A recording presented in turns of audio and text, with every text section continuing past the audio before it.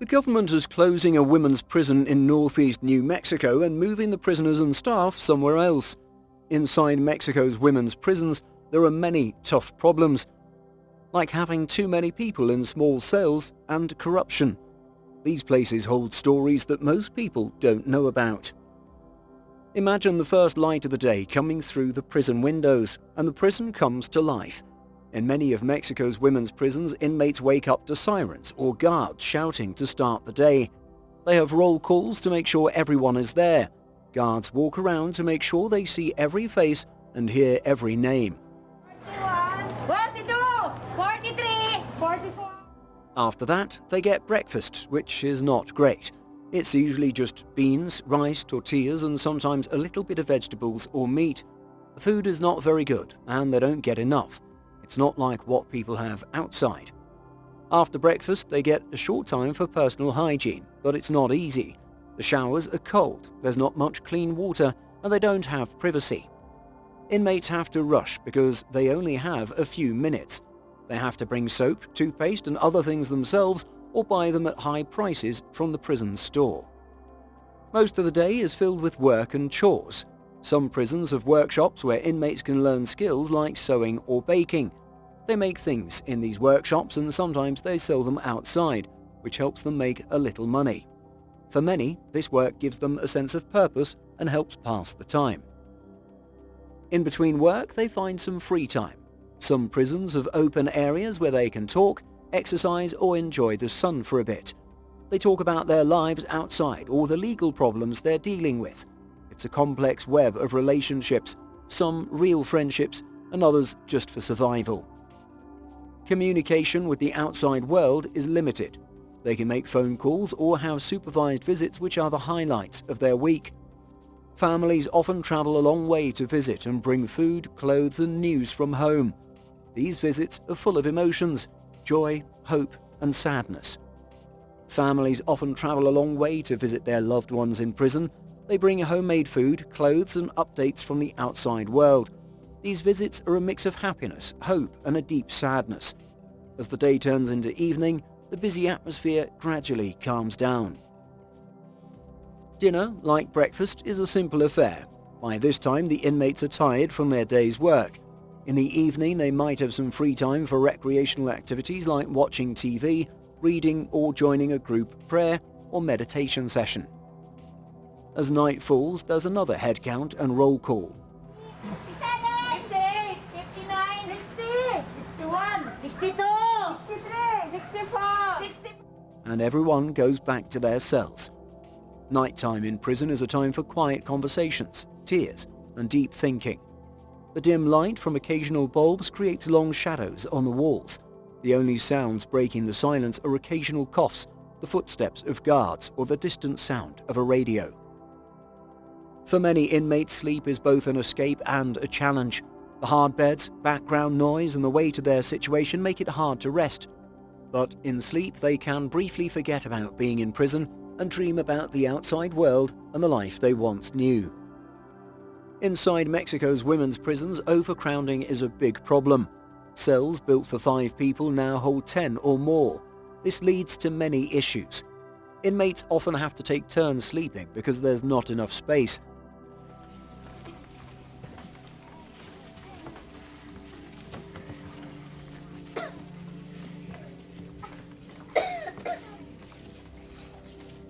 They might make makeshift hammocks or mats on the cold, hard floor.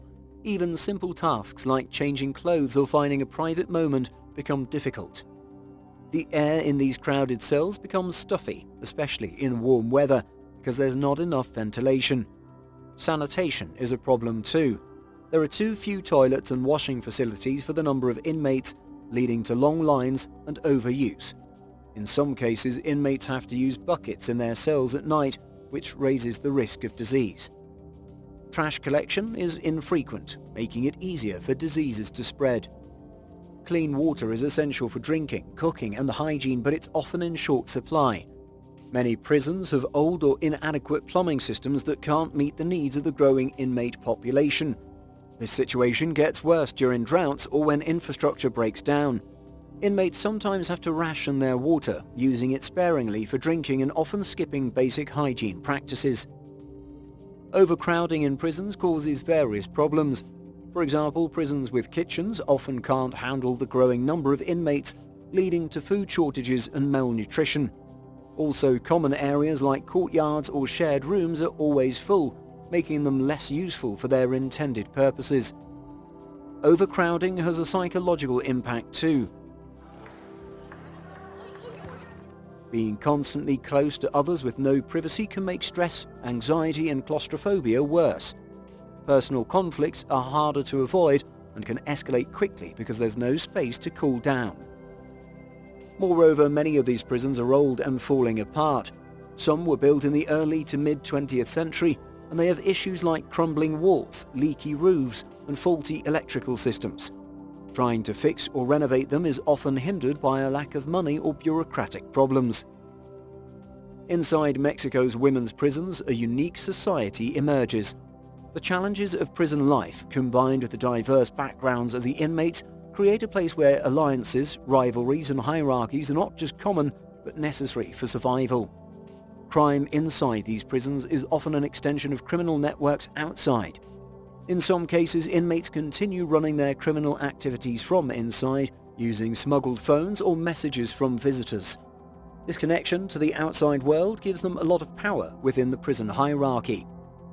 This power dynamic leads to clear divisions among the inmates.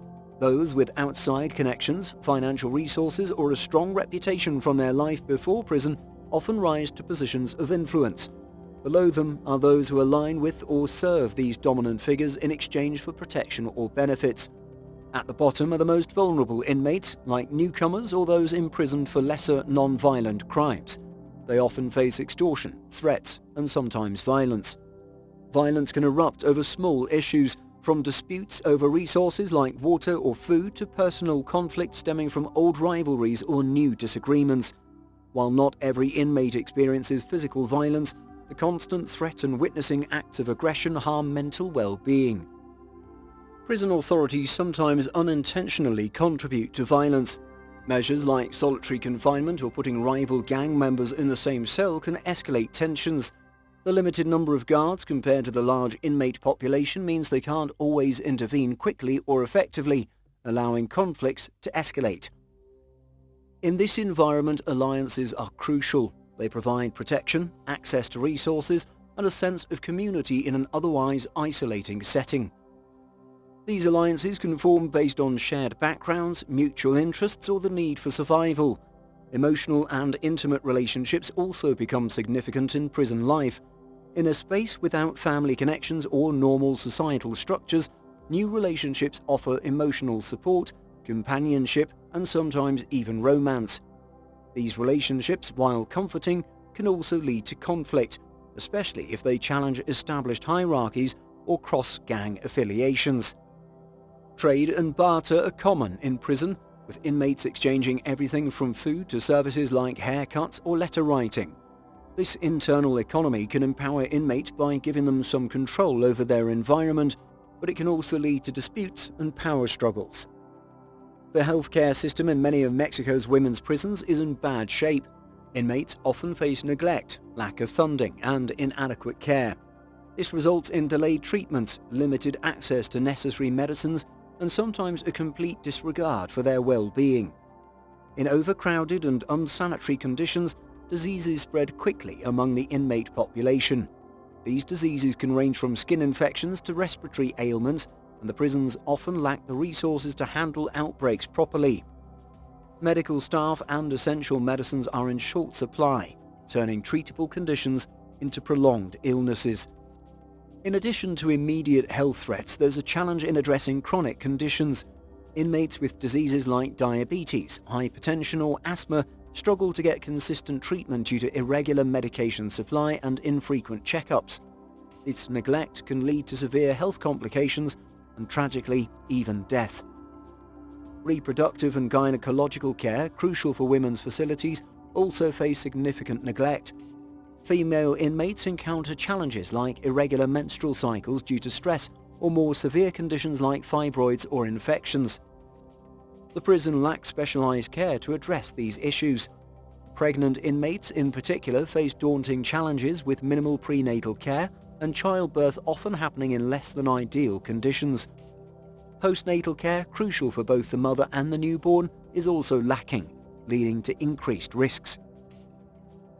Mental health is an aspect often overshadowed by physical health challenges. The trauma of an incarceration, combined with the daily stresses of prison life, take a severe toll on inmates' mental well-being. Issues like depression, anxiety, and post-traumatic stress disorder are common, yet psychiatric care is sparse.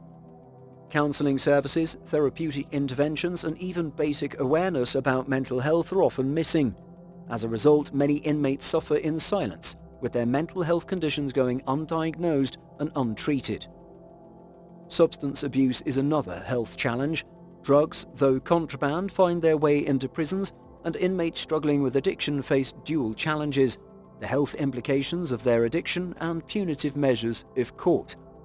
Withdrawal symptoms, often severe and requiring medical intervention, are handled poorly. Rehabilitation and support services for those keen on overcoming their addiction are almost non-existent. These health challenges are interconnected with other issues inmates face. For example, victims of violence within the prison require medical care, but fear of retaliation often prevents them from seeking help. Similarly, inmates involved in the internal prison economy might trade essential medicines, further complicating the healthcare dynamic. Ideally, incarceration should focus on rehabilitation and reintegration, not just punishment. Mexico, like many nations, grapples with this ideal versus the reality within its women's prison system. Rehabilitation and education programs are a significant part of these efforts.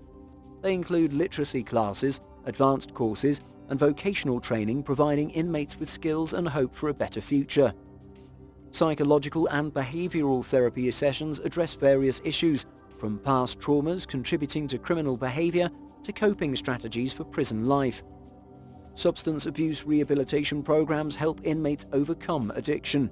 However, these programs face challenges like funding, limited infrastructure, and societal stigma. Despite these challenges, success stories emerge from these efforts, showcasing their potential. Inmates who've learned new skills or overcome addiction become advocates for positive change. They create informal networks of learning and support within the prison. However, the road to reintegration after release can be challenging, as former inmates often struggle to find meaningful employment due to their criminal records. Additionally, rehabilitation programs sometimes take a generic one-size-fits-all approach, which may not address individual needs and root causes of criminal behavior effectively. Within the fortified walls of Mexico's women's prisons lies a shadow economy and a system of power driven by corruption and bribery. This clandestine structure operates alongside the formal rules and is fueled by the desperation of inmates and the opportunism of some prison officials. Corruption in prisons reflects broader systemic issues within Mexico's judicial and penitentiary system. When overcrowded facilities, underpaid staff, and under-resourced administrative systems converge, it creates fertile ground for illicit activities and exploitation. Guards and prison officials who are positioned as gatekeepers hold significant power over inmates' daily lives. While many fulfill their roles with integrity, the temptation of additional income through illicit means can be enticing for some. Corruption can manifest in various ways. Guards may charge inmates or their families fees to access basic amenities or privileges. In some cases, they might turn a blind eye to prohibited items being smuggled into the facility in exchange for bribes. Contraband, ranging from drugs to mobile phones, finds its way into prisons, fueling an internal economy. Collusion with corrupt prison staff typically facilitates the entry and distribution of such items, resulting in significant profits for both inmates and officials. For inmates, corruption can be both an opportunity and a peril. Those with financial resources or external connections may use bribes to secure better living conditions or to maintain their criminal enterprises from within prison walls. However, for many others, especially those without means, this corrupt system becomes a source of oppression. They may be extorted by other inmates or officials and forced to pay for safety or basic necessities. Those unable to pay can face threats, violence, or other forms of retribution. Corruption also undermines genuine efforts at rehabilitation. Participation in educational or therapy programs might require bribes. Even the judicial process can be tainted, with stories of inmates bribing officials for favorable reports or early parole considerations. Beyond the immediate stakeholders, corruption in women's prisons has wider implications.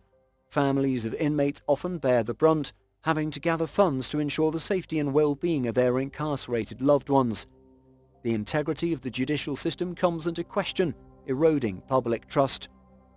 Moreover, the criminal networks that operate within prisons, bolstered by corruption, can extend their influence outside, affecting broader society. Addressing corruption and bribery in women's prisons is a complex challenge that requires systemic reforms. These reforms should encompass better pay and training for prison staff, more transparent administrative processes, and strengthened whistleblower protection mechanisms. External oversight through independent bodies can become a check on internal malpractices. Imprisonment exerts tremendous psychological pressure on individuals due to the loss of freedom, separation from loved ones, and the volatile environment. For women in Mexican prisons, these pressures are exacerbated by unique challenges, including gender-specific vulnerabilities and the harsh realities of the prison system. The initial shock of incarceration triggers feelings of despair, anxiety, and isolation, coupled with the pain of separation from their children. Daily stressors like overcrowding, violence, and the constant threat of abuse lead to chronic stress, heightened vigilance, and trauma. Coping mechanisms available to inmates are limited, with some turning to substance abuse, self-harm, or experiencing suicidal ideation. Despite the evident need for mental health support, services are often inadequate. Psychological support, if available, may be limited to occasional visits by a counselor or therapist. The stigma associated with mental health within and outside prison walls can deter women from seeking help, even when it's available. Additionally, prison staff may not be trained to recognize or handle mental health issues, potentially leading to punitive responses that worsen an inmate's distress. Grassroots organizations and non-governmental organizations, or NGOs, often step in to provide mental health services, offering therapy sessions, group counseling, workshops, and peer support. These informal support networks born out of shared adversity become lifelines for many inmates.